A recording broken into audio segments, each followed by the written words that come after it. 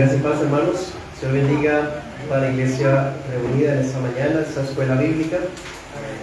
Les saluda muy cordialmente nuestra bendecida, la iglesia de Señor, y asimismo nuestro hermano, nuestros pastores Alejandro y Julio Benítez de Medellín. Vamos a Éxodo capítulo 13. Hoy traigo una temática distinta. Bueno, de hecho esta es predicación expositiva. Les quiero compartir una enseñanza de nuestra serie de Éxodo. Esta es la predicación 40 de nuestra serie de Éxodo. Éxodo 13, 17 al 22.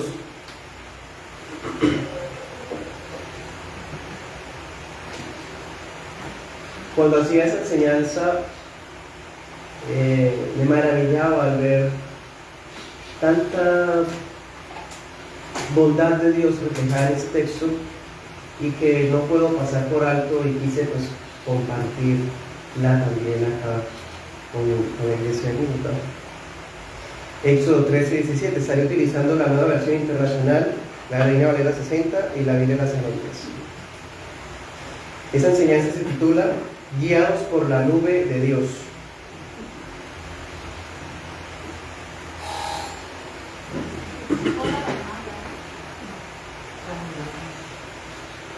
...13, 17 al 22... dice: Cuando el faraón dejó salir a los israelitas, Dios no los llevó por el camino que atraviesa la tierra de los filisteos, que era el más corto, pues pensó: si se les presentara la batalla, podrían cambiar de idea y regresar a Egipto. Por eso les hizo dar un rodeo por el camino del desierto en dirección al Mar Rojo. Los israelitas salieron de Egipto en formación de combate. Moisés se llevó consigo los restos de José, según éste se lo había pedido a los israelitas bajo juramento. Estas habían sido las palabras de José: pueden contar ustedes con que Dios vendrá en su ayuda. Cuando eso suceda, llévense de aquí mis restos. Los israelitas partieron de Sucot y acamparon en Etam, donde comienza el desierto. De día, el Señor iba al frente de ellos en una columna de nube para indicarles el camino. De noche, los alumbraba con una columna de fuego. De ese modo, podían viajar de día y de noche. Jamás la columna de nube dejaba de guiar al pueblo durante el día, ni la columna de fuego durante la noche. Amén. Oremos. Padre, en esta mañana hemos venido a congregarnos para santificar el día que tú mismo apartaste y para unánime celebrar tu nombre y recibir la instrucción de tu palabra. Te rogamos, Señor, que por medio de tu Espíritu Santo nos guíes a Cristo Jesús, que tu palabra brinde consejo, dirección, amonestación, corrección, reprensión, sanidad y todo lo que solo ella puede hacer. Te pedimos, Padre, que en esta mañana nos dé sabiduría para comprender esa palabra y asimismo la sabiduría para aplicarla. Abre nuestros ojos para contemplar las maravillas de tu ley y darte la adoración que te pertenece solo a ti. En Cristo Jesús. Amén.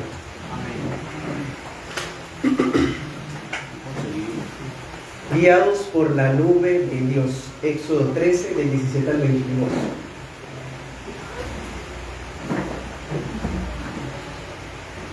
Los israelitas ya han salido de Egipto.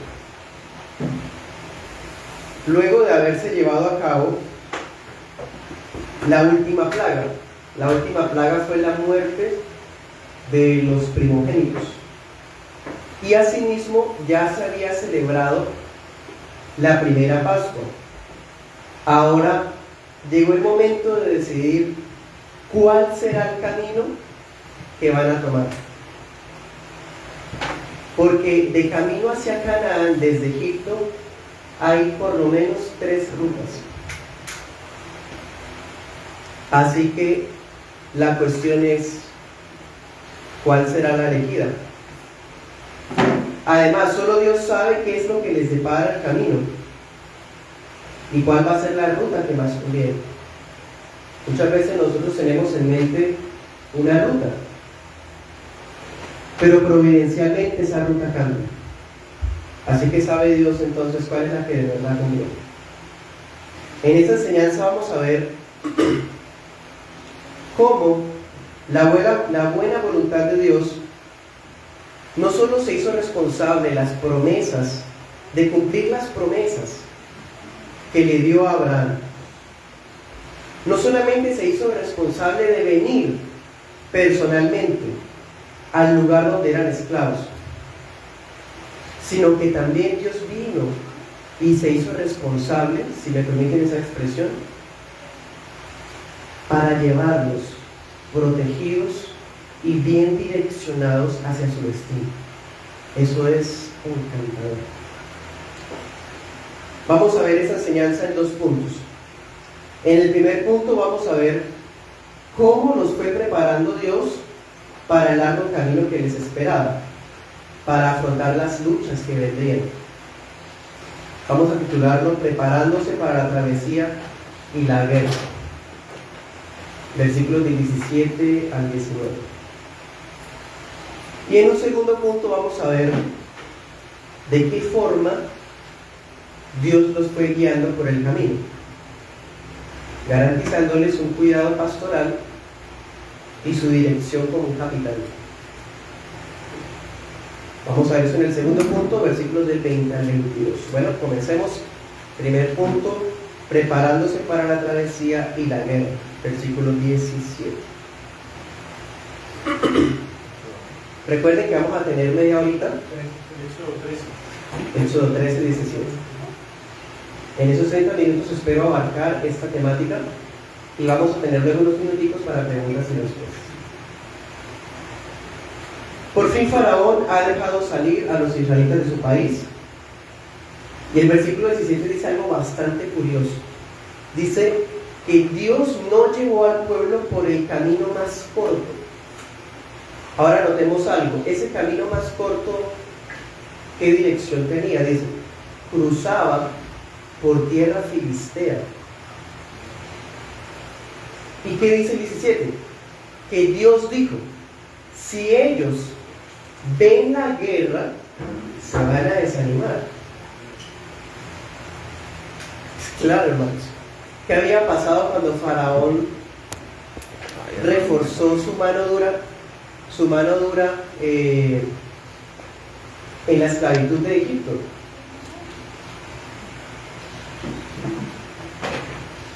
El pueblo se desanimó y ya no escuchaban a Moisés. Entonces, si el pueblo nuevamente vería algo así tan fuerte, pues es muy probable que también se hubiese desanimado. Dios sabe.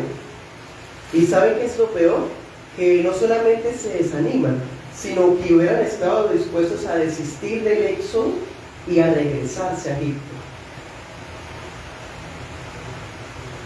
Miren, tan dados somos los seres humanos de arrepentirnos de lo que no deberíamos arrepentirnos. ¿A qué me refiero? En otras versiones dice que Dios dijo que ellos iban a arrepentirse de salir de Egipto. Y muchas veces nos arrepentimos de lo que no deberíamos arrepentirnos. Dice Pablo en Corintios 7 que hay un arrepentimiento del cual no hay que arrepentirse. Es ese arrepentimiento que nos duele en el corazón lo que hemos hecho, y esa tristeza nos lleva a no volver a cometer el pecado. Ese es un arrepentimiento del cual no hay que arrepentirse, aunque nos traiga dolor y tristeza. Pero hay un arrepentimiento del cual sí hay que arrepentirse. Es lo que llamamos remordimiento. Cuando nos duele lo que hemos hecho, pero pues para cambiar de esas alturas difíciles, entonces volvemos y cometemos lo mismo. De eso hay que arrepentirse. De ese arrepentimiento hay que arrepentirse. Y miren estas personas, hay posibilidad de que se arrepientan de salir de Egipto. Dios lo sabe. Si no, preguntémonos esto: ¿cuántos han desistido de seguir la senda de Cristo después de haber afrontado conflictos y persecuciones? ¿Cuántos han considerado arrepentirse de venir a Cristo, de convertirse al camino evangélico, cuando las cosas no les salen como esperaban? Entonces van a terminar arrepintiéndose de algo que lo que no deberían arrepentirse, de que Dios los sacó de un pasado. Pero como entonces las cosas no salen como se esperan, entonces quieren volver atrás. Dios sabe que nuestro corazón es así.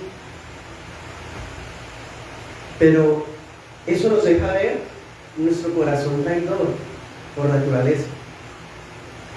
Pero donde abunda el pecado, sobreabunda la gracia. Y esa expresión también significa que ahí donde hay pecado como esto que estamos viendo, se resalta aún más el amor de Dios. Porque siendo el pueblo así como es, porque el pueblo aquí no volvió atrás, pero Dios sabía qué es lo que pudiera haber pasado. ¿Sí se dan cuenta? Eso significa que el amor de Dios es demasiado, infinitamente condescendiente con los suyos. Nos cuida de nuestros temores. Nos cuida cuando sabe que enfrente vamos a tener algo que nos pueda hacer arrepentir de lo que no deberíamos. Nos cuida y nos protege con un amor muy dulce. Eso es paternidad de Dios. Este pasaje para mí fue muy impactante. En todo el libro de Éxodo que hemos estudiado, hemos visto este amor divino por el pueblo, pero aquí veo una dulzura impactante. Si ustedes, por ejemplo, acuérdense, la nota en Éxodo 14:11, o sea, ya en el siguiente capítulo, cuando el pueblo ve que los egipcios vienen con sus carros y soldados, ya se desanimaron. Ay, deberíamos habernos muerto allá mejor. Allá en el cementerio, ¿para qué venir a morirnos acá en el desierto? Sí se iban a desanimar. Porque Dios sabe qué es lo que va a pasar, pero Dios también sabe qué es lo que pudiera pasar. Y ahora aclaro esto. Algunas personas piensan que porque Dios sabe qué es lo que pudiera pasar, hay mundos alternos o posibilidades paralelas. Eso es ridículo, pero hay gente que cree eso. Ya hasta en las películas se está viendo esas cosas.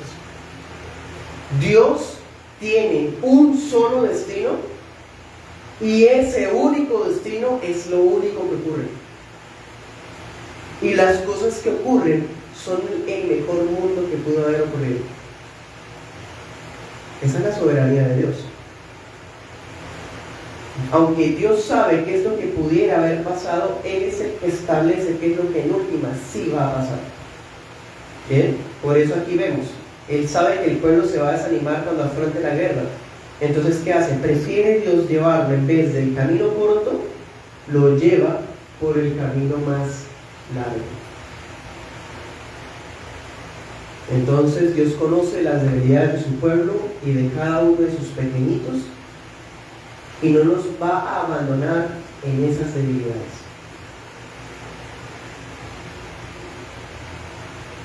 Versículo 18. Entonces Dios hizo que el pueblo rodeara el camino hacia una segunda y más larga alternativa, el camino del Mar Rojo. ¿Quiénes eran los israelitas? Eran esclavos.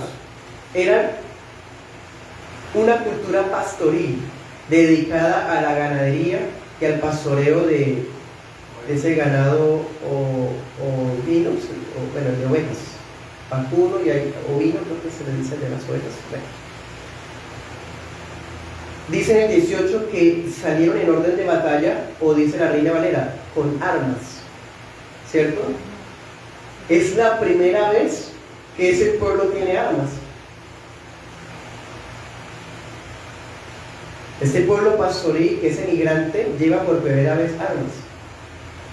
Entonces Dios los está preparando también para las guerras que se avecinaban.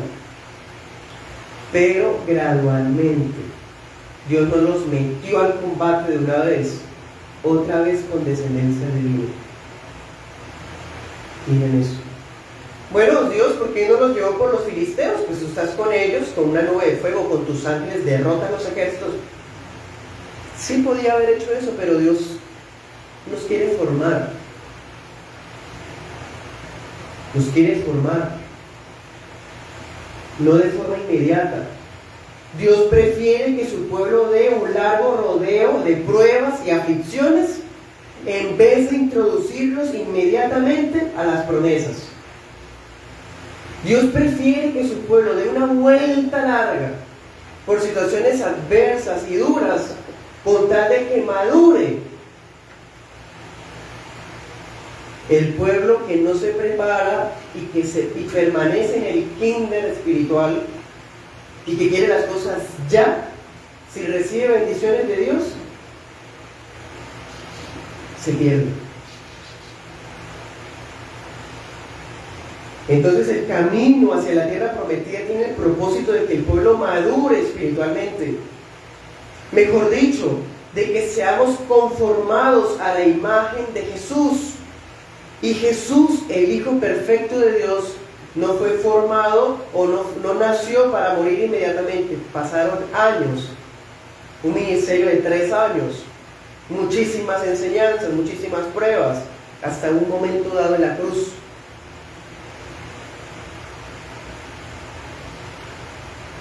En la costa paralela del Mediterráneo estaban ubicadas muchas colonias filisteas. Ese pueblo filisteo viene de Europa del Sur. Eran culturas guerreras. Y los israelitas pastoriles, pues humanamente no están al mismo nivel. Aunque Dios está con ellos, Dios prefiere que ellos aprendan a pelear. Y vamos a ver en Éxodo 17 que tienen su primera guerra con Amalek. Pero todavía no. Dios sabe en qué momento. En ese trayecto que comenzaba, no solo van a ser resguardados de una guerra precoz o de desear volverse atrás, sino que también tienen la oportunidad de ver el cuidado pastoral de Dios por ellos. Y así como Dios no va a permitir que vuelvan a Egipto, así tampoco Dios va a permitir que sus hijos vuelvan a su vida pasada, si es que ya fueron convertidos.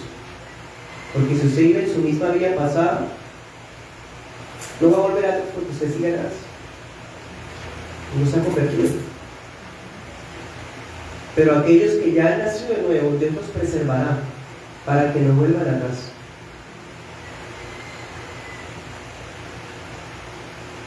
Hay filisteos en el camino que pueden destruir al pueblo.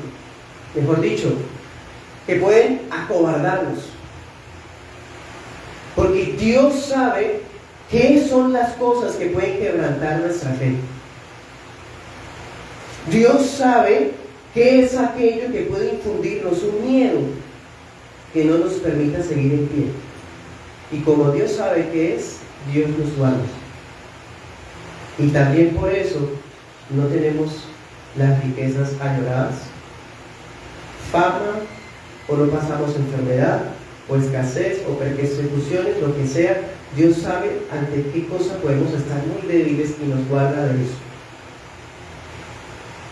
Pero cuando estamos afrontando X circunstancia, es porque nos ha capacitado para ese momento. Lo que sea que Dios ha preservado a cada creyente en particular, lo que sea, tantas cosas que ni nos damos cuenta. Leamos 2 pasajes rápidamente. Corintios 10:13.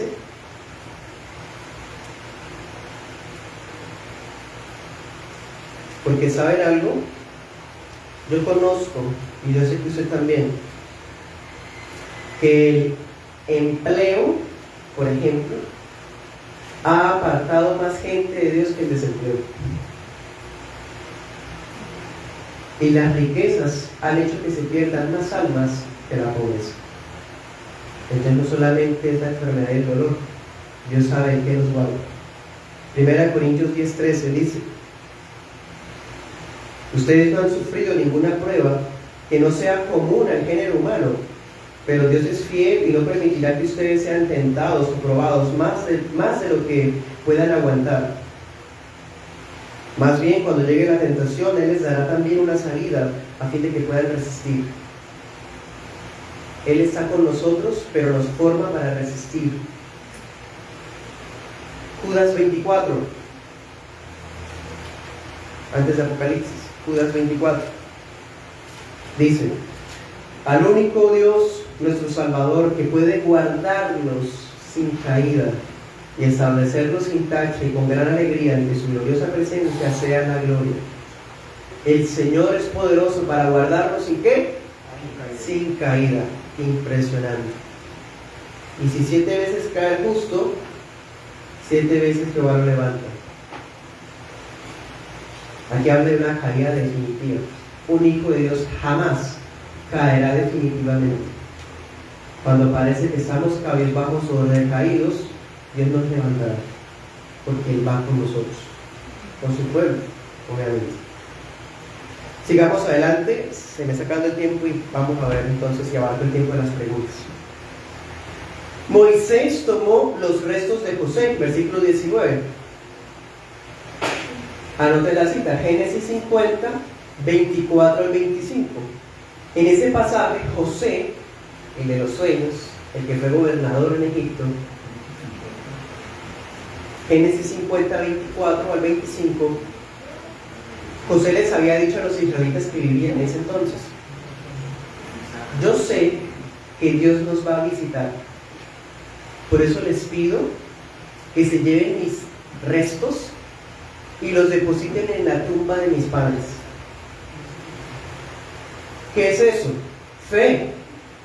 Está anticipando algo que va a pasar 400 años después de que él está dando sus palabras. Cree que Dios va a venir a sacarlos.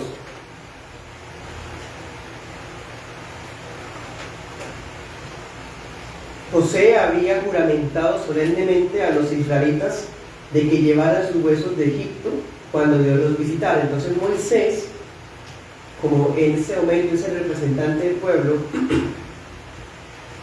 hace caso de ese juramento y los lleva. José, ¿quién había sido? El más poderoso de los israelitas en Egipto. Próspero. El segundo después de Faraón, ¿se acuerdan? Pero nunca aferró su corazón a los bienes ni a las posiciones mundanales. Fue primer ministro y lo que sea, no le importó. Quería que su cuerpo no quedara en donde están las momias de los faraones. El prestigio de la posición. No, llévenselo allá a una cueva que compró mi abuelo, la cueva de Macpela. Allá quiero que mis huesos estén. ¿Desde qué a eso? Por allá en Canaán. Ni siquiera su cuerpo. Los huesos de José eran un recordatorio vigente de la fe genuina de un santo de Dios. Esa fe les garantizó a los israelitas que Dios iba a cumplir sus promesas dadas en Génesis. Leamos Hebreos 11:22.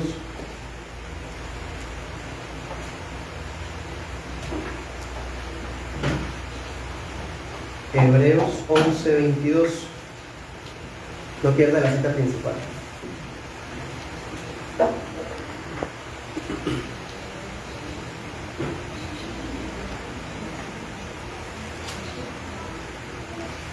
Dice: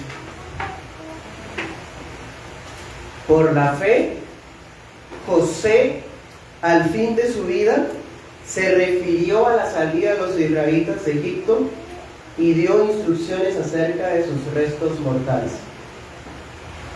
Por su fe. Por fe avisó al pueblo sobre su liberación y pidió llevar esa momia, porque los egipcios momificaban, a la tierra de los antepasados. ¿Se acuerdan que en Éxodo 1 dice que se levantó un faraón que no conocía a José? Los egipcios que tanto recibieron ayuda de José lo olvidaron. Pero los israelitas sí lo recuerdan con honra, porque la memoria del justo no será olvidada, pero la de los impíos, por más bienes y riquezas que tengan, serán olvidadas. Esa memoria será olvidada. Bueno, segundo punto: guía y protección de lo alto. Vamos a titularlo así: guía y protección de lo alto, versículos 20 al 22 de Éxodo. Vamos a Éxodo 13.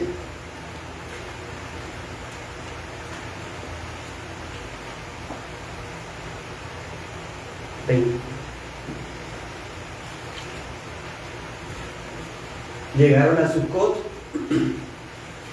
y de ahí partieron a Etam, donde acamparon. Algo muy interesante dice, es la entrada, dice la Reina Valera 60, la entrada del desierto. Y la Biblia de las Américas dice el borde del desierto. Es muy interesante, porque pues Egipto no es que fuera la gran tierra fértil, ¿no? Pero recordemos que ellos vivían en la mejor parte de Egipto, o sea, la parte más fértil, más verde. Y en Etam se alcanza a ver ese desierto vasto, inhóspito, quizás puro amarillo. Allá. Ya pueden ver lo que les espera desde Etam. Versículo 21. Pero Yahvé iba al frente de ellos. Jehová va con ellos. Dice la Biblia Pechita, Yahvé iba al frente de ellos. Durante el día, en una columna de nube. Dice en la palabra, para guiarnos por el camino. Otra vez con descendencia, gracia y sobre gracia y sobre gracia. No solamente está garantizando que ya cumplió las promesas, sino que va a estar con ellos hasta que todas se hagan realidad. Muchísima gracia es eso. Y no solamente los saca de Egipto y los deja solos, bueno, ya los saqué, ahora vaya, miren, sigan esta ruta, nos vemos allá. No, va con ellos en una columna de nube, como un papá, como un pastor, guiándolos por el camino. Y esa nube tenía otro propósito. En el desierto, en el día que pasa, hay un calor mortal. Una persona no puede sobrevivir un tiempo determinado ahí. Pero esa nube les cubría para que el sol no les hiciera daño. Hasta en eso pensó el Señor. Pero luego vamos a ver un pueblo miserable, quejumbroso, murmurador, teniendo a Dios encima, viendo en la nube. Durante la noche, mediante una columna de fuego. Imagínense, impactante. Esa nube en la noche brilla, que hasta parece fuego. Impresionante. Dice, para alumbrarles el camino mientras seguían avanzando. Y ese fuego que tienen encima tiene otro propósito. ¿Qué ocurre en un desierto en la noche? Un frío mortal. Por eso es que en el desierto la vida es muy difícil que se sustente, porque hay cambios de clima que ninguna vida, a no ser que sea adaptada al medio, sobrevive. Si en el día llegan los 40, 50 grados, que no sé con exactitud, pero pensemos por decir algo, en la mañana, en la noche, podemos hablar de menos 10, menos 30. Pero esa columna de fuego les brinda calor del frío aterrador en las noches del desierto. Versículo 22, en pocas palabras, Dios nunca se apartó de ellos. Eso también nos enseña otra cosa. Al frente de ellos va Moisés, y lo admiramos muchísimo. Pero los israelitas iban a necesitar una ayuda más grande que Moisés. La iglesia necesita la presencia de Dios más que a un pastor humano, incluso más que una pluralidad. No estoy diciendo que Moisés o que el pastorado no sea importante, pero estoy diciendo que preferimos quedarnos quietos y nada si Dios no va con nosotros, ¿cierto? Pero si Dios va al frente, ahí sí nuestros Moisés y pluralidad de ancianos y ancianos, lo que sea, ahí sí vamos a tener éxito. Espiritualmente hablando, ¿no? Desde luego. La presencia especial de Dios les estaba garantizando protección, les estaba garantizando dirección.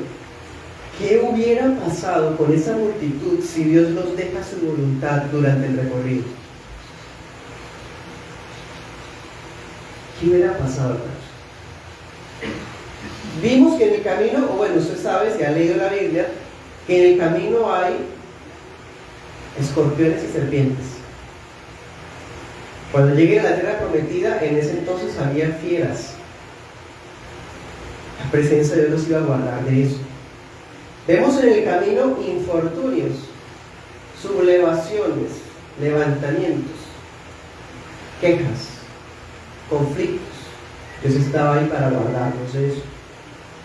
Vemos en el camino plagas, mueren muchos a la vez, y en fin, Dios está ahí para guardarnos de eso. El camino los hubiera destruido con todo y nube, pero la presencia especial de Dios garantizaba su supervivencia. Entonces, hermanos, esa circunstancia, y amigos, se convirtió en la oportunidad de aprender a confiar en Dios, mientras a la vez lo conocían por el camino. Podemos conocer a Dios a través de la palabra, amén, porque es la revelación especial, a través de la oración, porque es un medio de gracias muy especial para nosotros. Pero hay otra forma de conocer a Dios, pues obviamente acompañada de las dos que dije ahorita: las pruebas, las tribulaciones, las aflicciones y el dolor. Ahí conocemos a Dios mejor.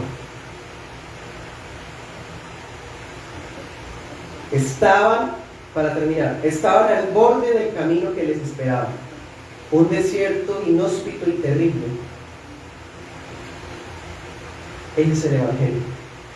El verdadero Evangelio le dice a usted que si usted quiere venir a Cristo, mire adelante, que hay un desierto terrible que lo espera. El verdadero Evangelio no lo va a sacar volando en un avión privado a la tierra prometida. El verdadero Evangelio le dice: hay que pasar un desierto largo. No nos vamos por el camino corto, nos vamos por el largo. El verdadero Evangelio le dice al cristiano, se le dice de antemano, se le advierte que debe tomar la cruz y que vienen aflicciones. Y no por eso vamos a amedrentarnos y decir: no, pero eso de ser cristiano está como muy difícil, no, eso es para valientes, dice la gente por ahí, y se apartan. No se apartaron, es que siempre fueron inconversos. Lo que pasa es que escucharon del evangelio falso que les prometía comodidades.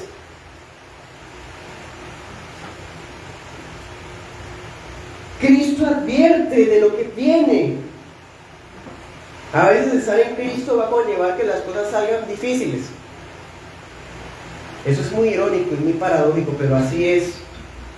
Pero el Padre Celestial nos ha ofrecido su guía en todo tiempo, en el día y en la noche, por medio de la presencia especial del Espíritu Santo. Pero no como alguien que da instrucciones desde lejos, sino como un capitán o un pastor que va enfrente,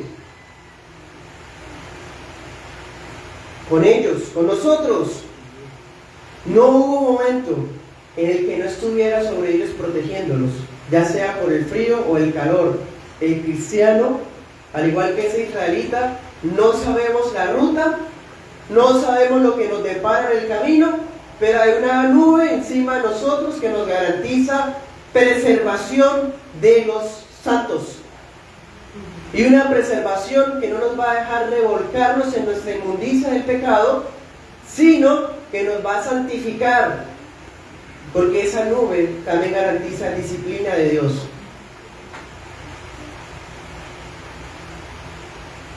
Y ahorita tenemos más bendiciones que esta gente que baja en el sol, porque ellos podían ver con sus ojos, pero nosotros ya vemos el cumplimiento. Vamos a Corintios 10 para concluir. Corintios 10 dice así: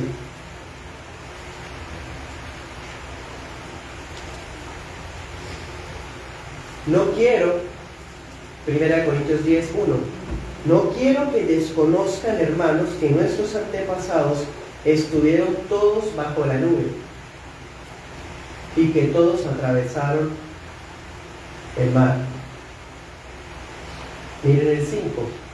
Sin embargo, la mayoría de ellos no agradaron a Dios y sus cuerpos quedaron tendidos en el desierto. Todo eso sucedió para servirnos ejemplo, a fin de que no nos apasionemos por lo malo como lo hicieron ellos.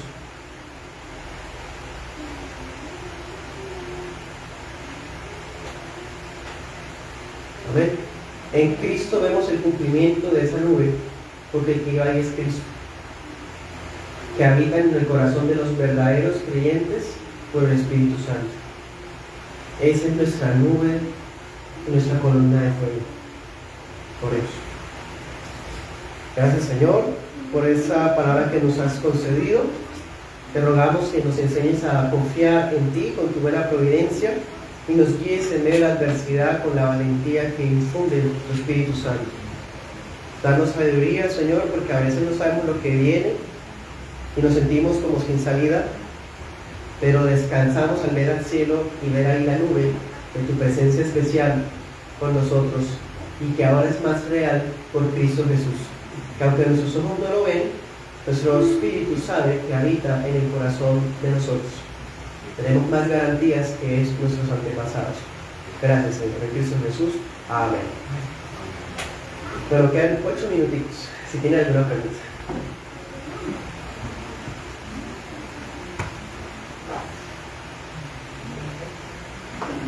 Si no tienen preguntas de la prédica, puede ser de contexto devocional o ¿sí? Para que sea más abierto.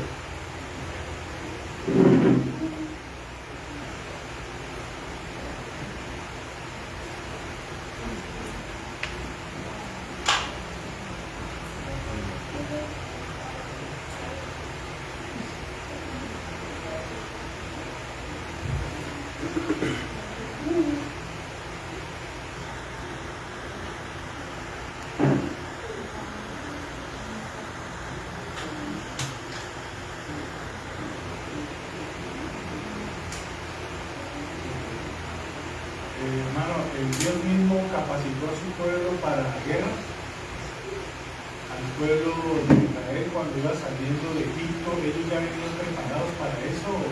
No, ya sabían que se iban a enfrentar esa batalla con los filisteos, contra todos ellos. ¿Por qué o cuál fue el propósito de Dios para prepararlos en eso, en la guerra? Buena pregunta, hermano.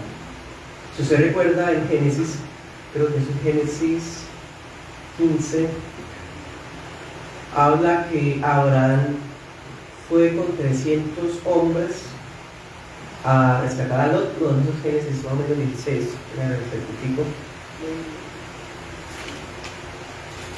No, 14, Génesis 14. Y ese ejército era enorme, tan enorme que derrotó a Sodoma, Gomorra, Adma, Zeboim y otras naciones vecinas. Y Abraham, con solo 300 hombres, venció a esas personas. Es decir, los israelitas tienen en su sangre, por así decir, esa sangre de guerrero. Abraham era una persona militarmente muy bien preparada. ¿Sí? Los israelitas, lo que sucede es que desde Éxodo 1 hasta ese pasaje no hemos visto que el pueblo tenga ningún tipo de formación militar. Sorprende mucho ver que tienen armas. Tanto es así que algunas versiones omiten esa palabra armas y prefieren decir que están en orden de batalla, para no poner armas. Pero como sea, tienen que tenerlas. Porque, por ejemplo, en Éxodo 17, que por cierto es la primera vez que aparece Josué, en Éxodo 17, ellos van a tener su primera batalla. Y Moisés nombra a Josué como ese general. O sea que de una u otra manera ya el pueblo, desde Génesis 14, cuando sale, hasta Génesis 17, Génesis 13, perdón, 13 cuando salen, hasta el capítulo 17, han recibido cierta capacitación. Y eso le podría decir, hermano, que sea de eso que se los haya dado, probablemente lo haya hecho a través de Moisés o de los ancianos. Probablemente porque no tenemos de pronto algo más específico. Sí.